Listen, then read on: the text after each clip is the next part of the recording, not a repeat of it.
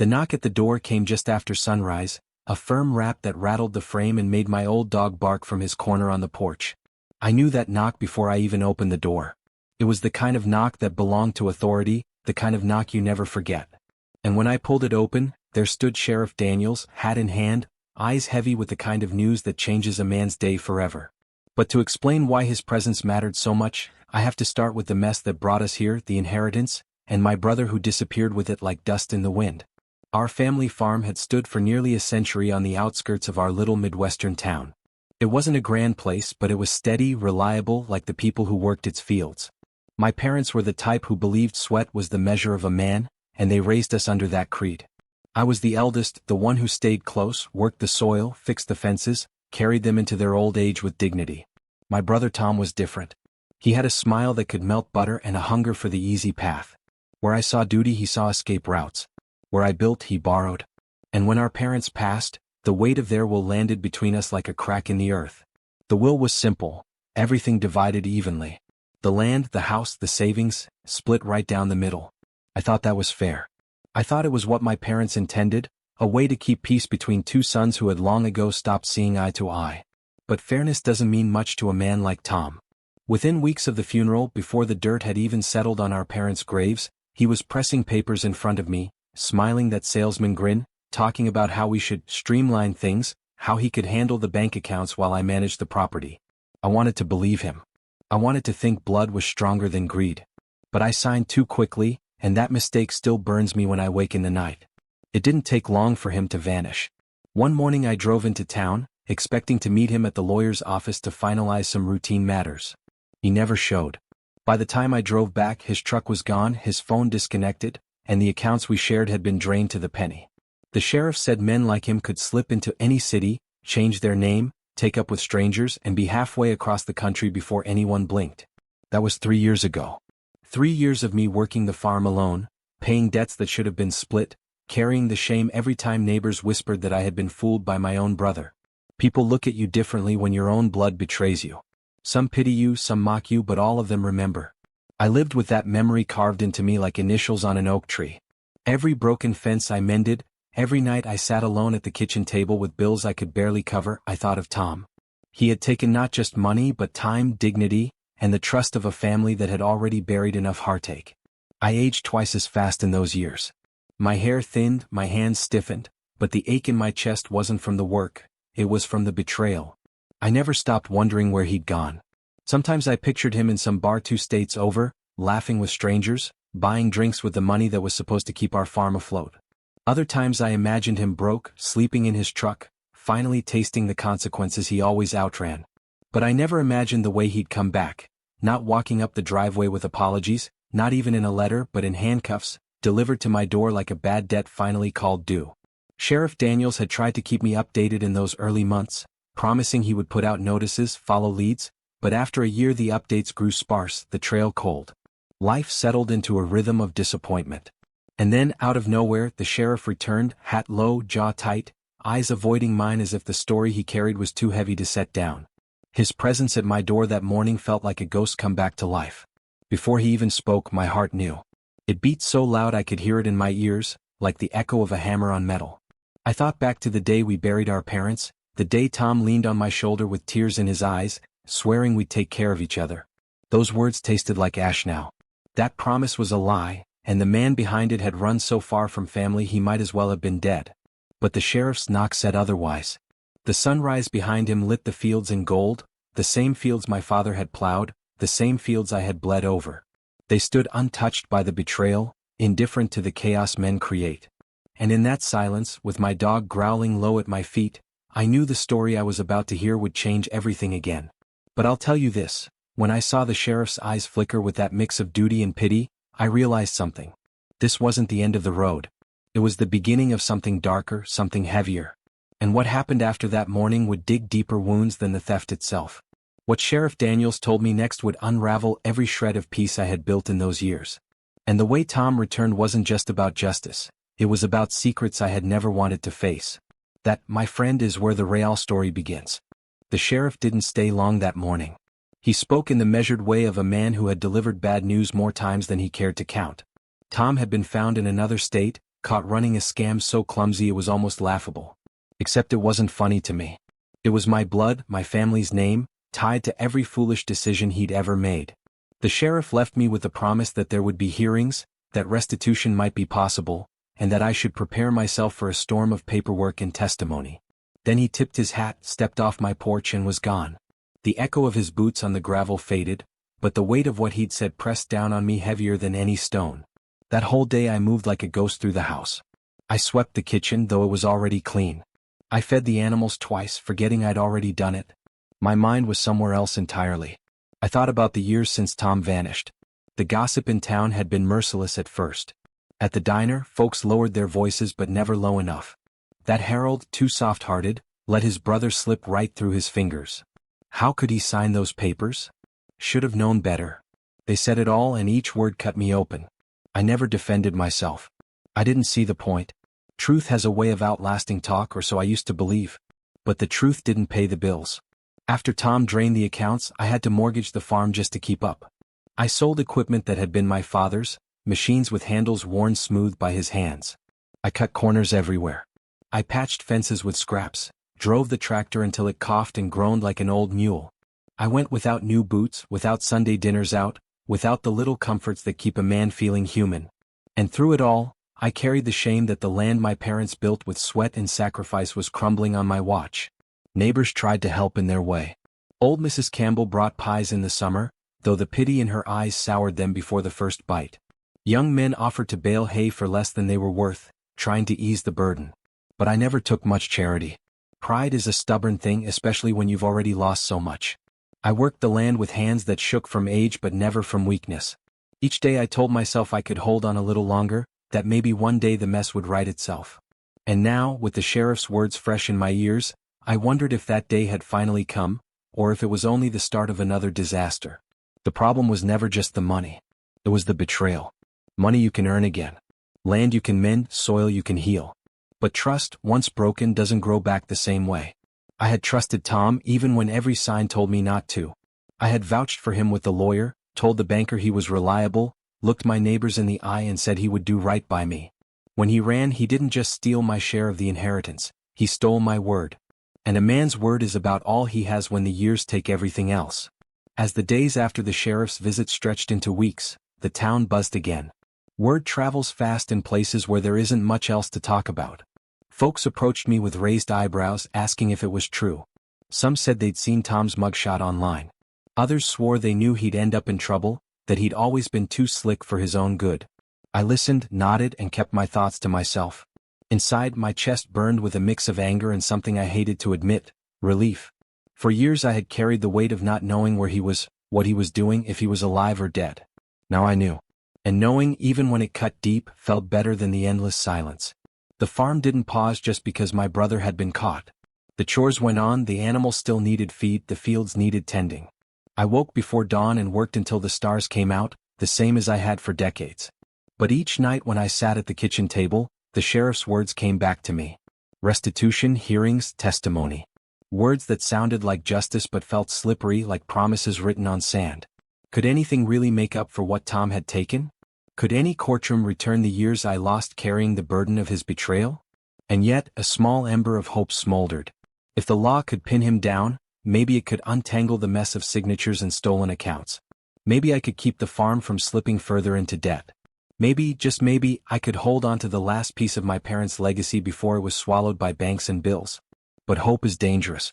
It tempts you to believe in things that rarely come true. I tried not to lean on it, but every time I thought of Tom in handcuffs, I felt a spark that I hadn't felt in years. Still, I knew better than to trust too easily. Tom had fooled me before, and men like him don't change. Even chained, he would be scheming. I told myself that when I saw him again, I wouldn't fall for his words, wouldn't let his smile cut me open like it had so many times. But deep down I wondered. Blood ties don't break clean no matter how much you want them to. The sheriff's visit was only the beginning. Letters began to arrive, official envelopes with seals and case numbers. Each one brought a fresh reminder of the storm heading my way. Lawyers wanted statements, banks wanted clarifications, and every form I filled out dragged me back into the memory of the day Tom vanished. The law had caught him, yes, but that didn't mean my wounds were healed. If anything, it ripped them open all over again. One evening as I watched the sun set over the fields, I thought about my parents. I wondered if they had seen this coming, if they had known what Tom was capable of when they signed their will. I wondered if they looked down on me with pride for holding on, or with sorrow for being so easily deceived. Those questions had no answers, but they gnawed at me all the same. The sheriff's knock had stirred up the past, and now it wouldn't settle. Tom was back, or at least he was close enough to cast his shadow over me again. And as much as I hated him, as much as I wanted to forget, I knew the next time we stood face to face would decide more than property or money. It would decide what kind of man I had been all these years. One who held steady or one who broke under the weight of betrayal. That thought kept me awake long after the crickets started their chorus outside. Because I knew the day was coming when I'd see Tom again, and nothing could prepare me for what that would stir up. The summons came in a plain envelope, nothing dramatic, just another piece of mail mixed with seed catalogs and utility bills. Yet when I opened it, the words inside hit me harder than any storm that had swept across these fields. I was being called to testify, to sit in front of strangers and recount the betrayal that had carved scars into my life. The letter spoke of hearings, of financial records, of sworn statements. But all I could see were the shadows of old memories pressing against me, reminding me that my brother's choices still had me by the throat. I laid the letter on the table and stared at it until the light outside shifted from gold to gray. That kitchen had seen so much over the years.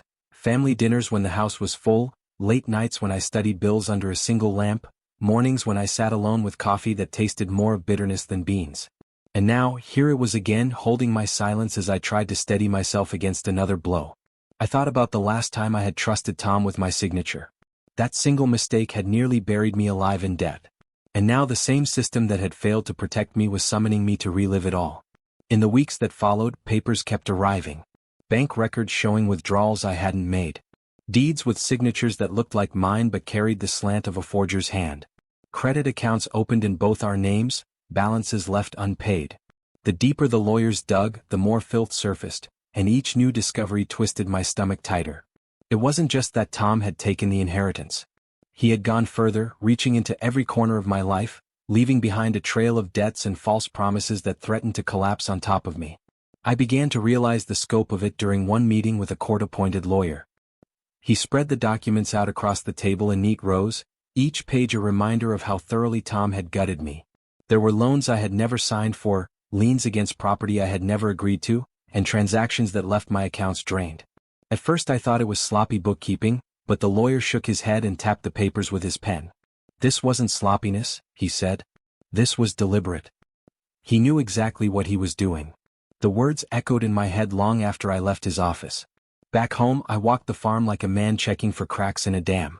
Every fence post, every beam in the barn, every row of crops seemed to carry the weight of what was at stake. If the courts decided against me, if they ruled the debts were mine to shoulder, the farm could be stripped away piece by piece. The land my parents had built, the soil I had worked, could vanish into the hands of banks that didn't care about family or history. And all because I had believed in the lie of brotherhood. The nights grew heavier. I lay awake listening to the tick of the old clock in the hall, each second reminding me that time was slipping away. I thought about the years I had lost, the labor I had poured into keeping the place afloat while Tom lived high on stolen funds. I thought about the neighbors who had watched me struggle, shaking their heads as though I had brought it on myself. Most of all, I thought about the look in my father's eyes when he handed me the keys to the tractor for the first time. He had believed I would carry the family forward. I wondered what he would think now, seeing his eldest son backed into a corner by the very blood he had tried to unite through his will. Some days I found myself pacing the fields, talking to the wind as though my parents could hear. I told them I had done my best, that I hadn't squandered their legacy willingly, that I was still fighting. Other days, anger took the place of grief. I cursed Tom's name until my throat was raw, shouted at the sky as though it owed me an answer. But no answer came, only the steady rhythm of seasons turning, indifferent to human failure. Word in town shifted again as people caught wind of the investigation.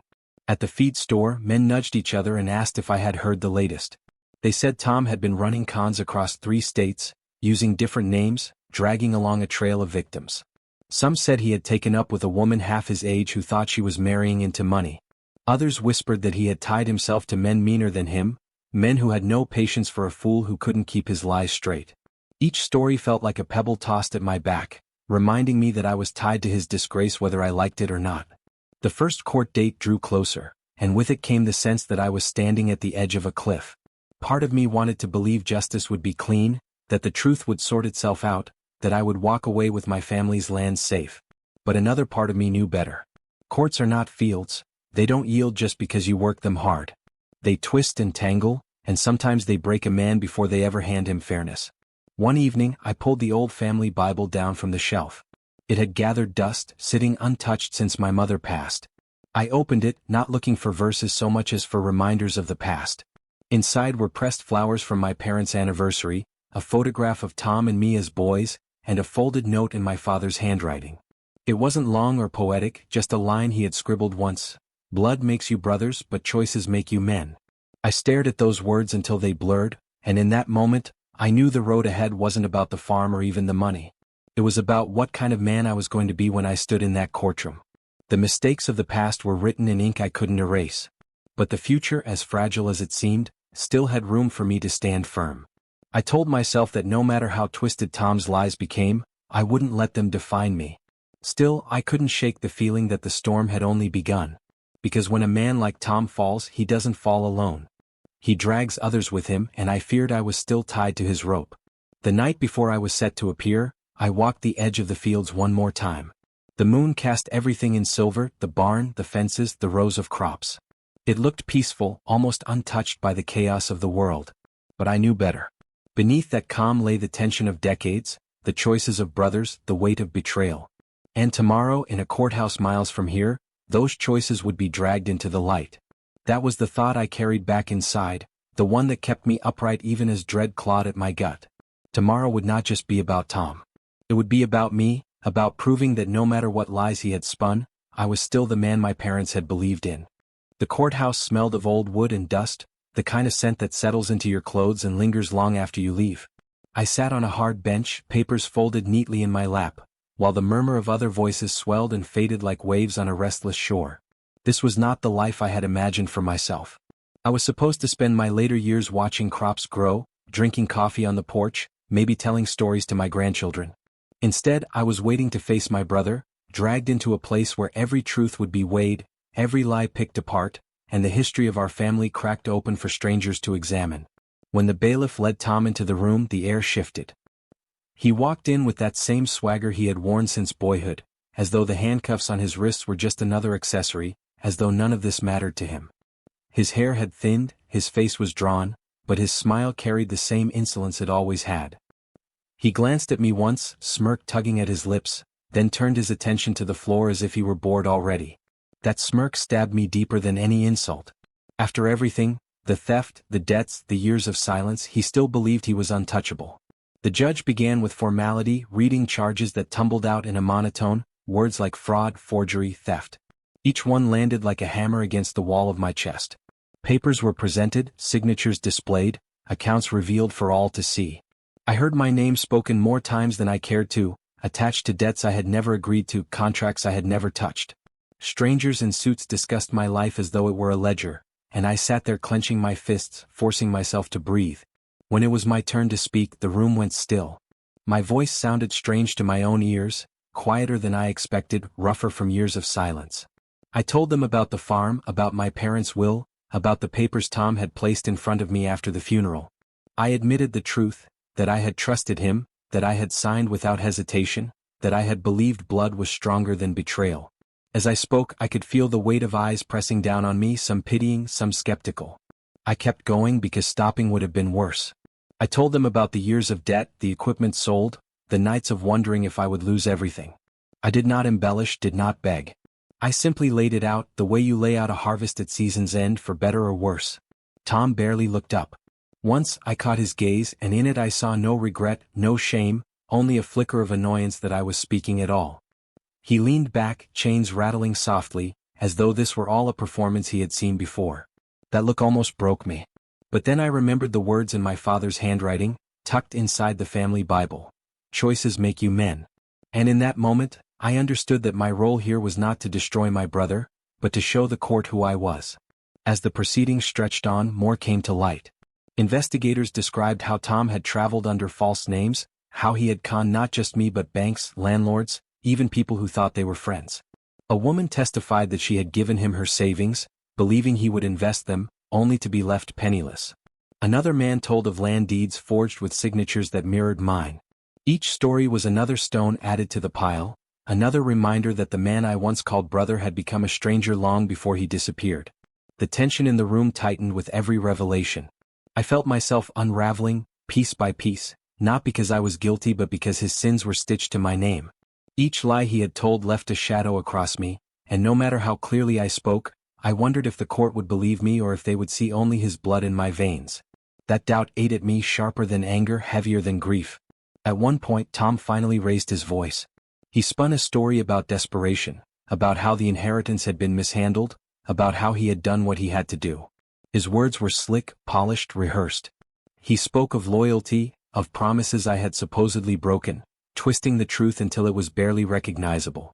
For a moment, I saw heads tilt in his direction as though they wanted to believe him. My stomach churned.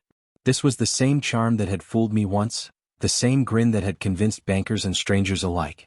Watching it play out again in front of the judge made me realize just how dangerous his lies had always been. But then came the evidence, stacks of it, undeniable, cold. Forged checks with his handwriting, recordings of phone calls, photographs of him withdrawing cash. The court listened and the weight shifted. His charm faltered. The smirk faded. I watched the realization creep into his face, the first crack in the armor he had worn all his life. For once Tom looked small. Not defeated, not remorseful, but cornered. When the session ended that day, I walked out into the sunlight feeling drained, as though I had carried a mountain on my back. The courthouse steps were crowded with curious onlookers, reporters with notepads, townsfolk who had followed the gossip here. I ignored them all and kept walking until I reached the truck. My hands trembled as I gripped the steering wheel, but it wasn't from fear. It was from the strange mix of emotions that surged through me. Anger, sorrow, and something unexpected. Relief. Not relief that Tom was caught, but relief that the truth, long buried under his lies, was finally breaking into the open. Driving home, the fields looked different. The barns, the fences, the soil, they all seemed to breathe with me as though they understood the weight had begun to lift. Yet I knew this wasn't over. Courts move slowly, justice crawls, and there were still hearings to come. But for the first time in years, I felt a flicker of certainty that maybe I could survive this storm. That night, I sat at the kitchen table again, the same table where I had once stared at empty accounts and broken promises. I thought of my parents, of the life they had built, of the legacy they had trusted us to carry. And I thought of the man in chains, the brother who had traded blood for greed. Tomorrow would bring more revelations, more wounds reopened, but tonight I let myself breathe. Because no matter what came next, I had stood my ground, and the truth had begun to find its voice. The final hearing came on a cold morning that seemed to echo the weight of everything we had endured. The courthouse loomed in gray silence, its steps dusted with frost that crunched beneath my boots. I carried no papers this time, only the steady resolve that had built up inside me over months of waiting. I knew this was the day it would end one way or another. Either the farm would remain in my hands, or it would be swallowed whole by debts I never created. Either Tom would finally be held accountable, or he would slip free again, laughing as he always had. Inside, the courtroom felt different than before. The restless murmurs had quieted, the spectators fewer, as though only those who truly needed to see the end had returned. Tom sat at his table, the cuffs gone for the moment but the weight of the trial heavy on his shoulders. His face was paler, his hair unkempt, and the smug grin that once defined him had drained into something harder to read. He looked less like the brother I remembered and more like a stranger caught between defiance and despair. For the first time, I wondered if even he understood just how far he had fallen. The judge entered, his gavel cracking against wood, and the final round of testimony began. Lawyers recited charges like hymns, their voices steady, their evidence clear. Financial records were laid bare one last time, forged documents displayed, bank withdrawals traced directly to Tom's hand. Witnesses spoke again, their words less about details and more about the ruin he had left behind. Each account painted the same picture. A man who had lived on lies until they closed around him like a trap. Then it was my turn once more. I rose slowly, every joint stiff with age, and walked to the stand. I spoke not with anger but with a quiet steadiness that had carried me through decades of labor. I told them about the weight of betrayal, about the years spent patching fences with nothing but scraps, about the shame of being seen as a fool by neighbors who whispered behind their hands. I told them about trust, about how it had been broken in ways that no money could repair. My words were not sharp, not designed to wound, but honest, laid bare like fields stripped for winter. When I finished, I did not look at Tom. I didn't need to. My story was no longer about him. It was about me, about the life I had fought to preserve even when the odds stood against me. The courtroom fell silent, and for a moment I thought I heard my father's voice in the back of my mind, steady and proud. The judge's decision came swiftly. Guilty on all counts. Restitution ordered. The debts traced to Tom were struck from my name. The farm, the land, the legacy of my parents, it was mine again, clean of the rot that had threatened to consume it. The gavel fell once more, and with that sound years of bitterness cracked open. Tom did not fight as the bailiff clasped cuffs around his wrists. He did not smirk, did not speak, did not even look in my direction. He stared at the floor, shoulders hunched, as though the weight of his choices had finally pressed him down. Watching him go, I felt no triumph. There was no joy in seeing my brother led away. There was only the dull ache of loss, the knowledge that blood had not been enough to hold us together. Outside, the air was sharp and clean, the sun glinting off the frost like shards of glass. Reporters pressed toward me, asking questions, but I brushed past them. Their stories would never capture what this truly meant. This was not about headlines or gossip. This was about a man reclaiming what had been stolen, not just land but dignity, not just money but truth. Driving home, the field stretched wide and endless, the soil dark and rich beneath the pale sky. I pulled the truck to the side of the road and stepped out, letting the cold bite into my skin. The farm stood ahead, weathered but unbroken, the barn leaning but still standing, the fences patched but holding firm. I breathed deep, and for the first time in years the air did not taste of bitterness. That night, I sat at the kitchen table once more, the same table that had carried me through grief, through shame, through endless nights of doubt. The family Bible lay open before me, the note from my father resting where I had left it.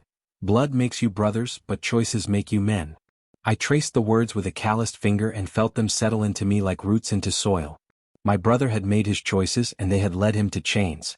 I had made mine and they had led me here, still standing, still fighting, still holding on to what mattered.